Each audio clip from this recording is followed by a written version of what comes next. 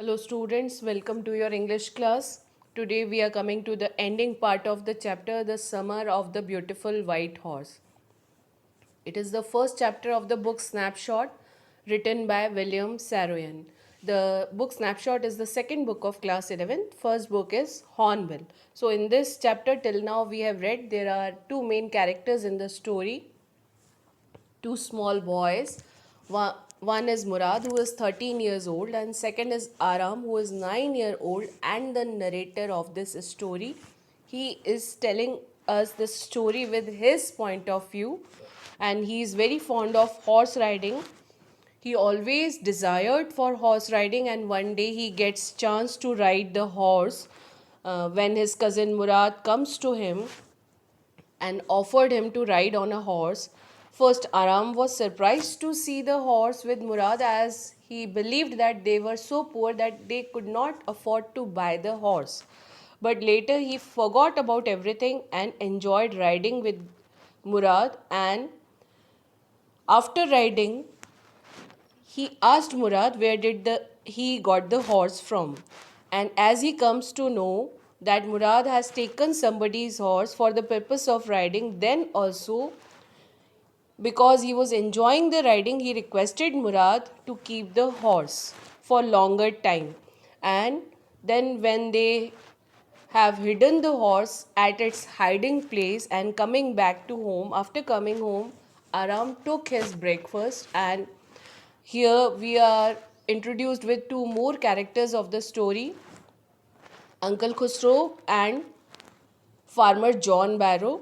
Uncle Khusro is uncle of both the boys, and Farmer John Barrow is an Assyrian farmer who belongs to Assyrian tribe, and he out of his loneliness learned to speak Armenian language, the language of the Aram and Murad's tribe, and then he comes to their house and complaining them about stealing his horse by somebody. And here we have seen Uncle Khusrov's response also. Further, we will come to know what Uncle said to John Barrow when he complained about his stolen horse to him. So we will start from the last paragraph again of the yesterday. I went home and ate a hearty breakfast. Aram is saying this. That afternoon, my uncle Khusro came to our house for coffee and cigarettes. He sat in the parlor, that is drawing room, sipping and smoking and remembering the old country, remembering his old village. Then another visitor arrived, a farmer named John Barrow, an Assyrian who, out of loneliness, has learned to speak Armenian. My mother brought the lonely visitor coffee and tobacco, and he rolled a cigarette and sipped and smoked. And then at last, sighing sadly, taking a deep breath sadly, he said, my white horse, which was stolen last month, is still gone. I cannot understand it. This is the sadness of John Barrow. He is sharing with Uncle Khusro. My Uncle Khusro became very irritated, as his nature is always there, and shouted, it's no harm. What is the loss of a horse?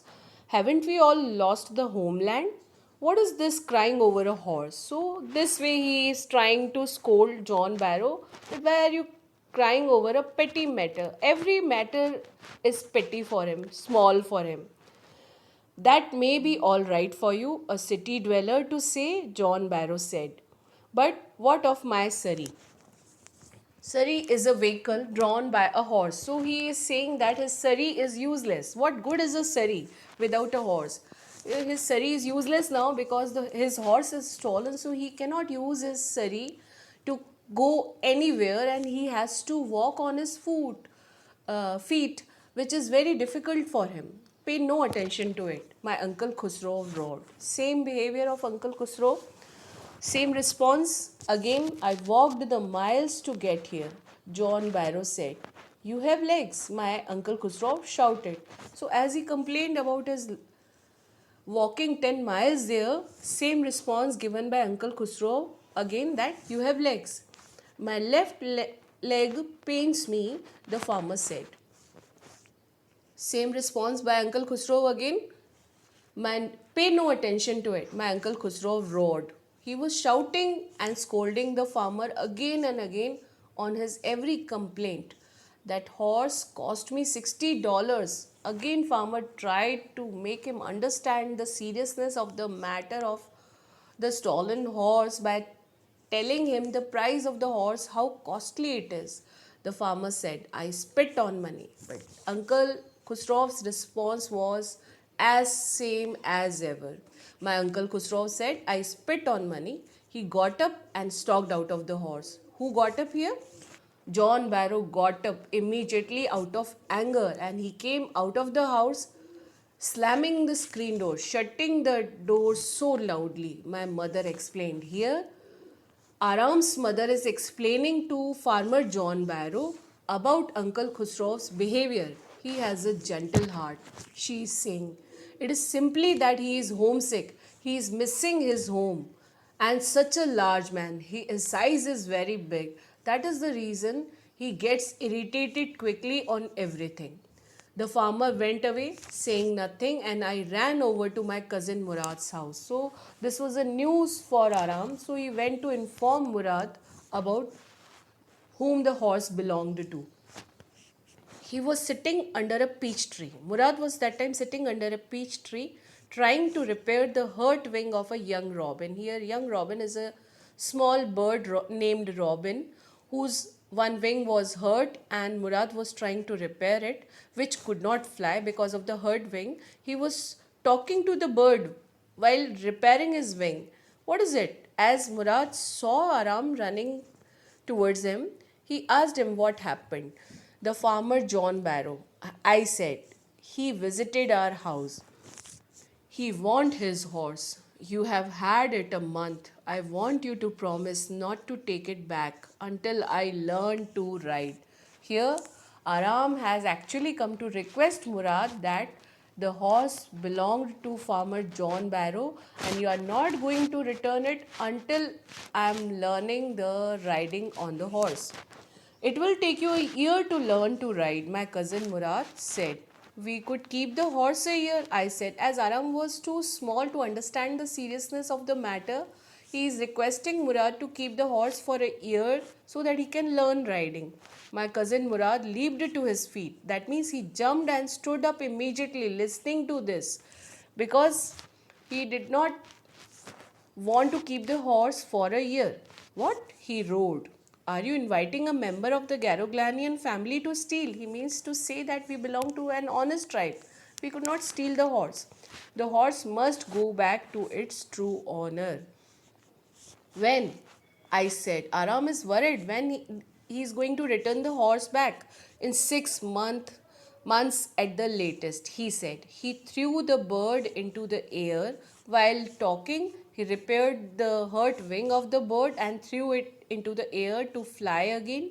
The bird tried hard as its wing was freshly hurt, so it was trying hard to fly, almost fell twice while trying, but at last flew away, high and straight. The reason behind quoting this incident of bird here is to show the gentle heart of Murad, who is too much concerned about birds and animals.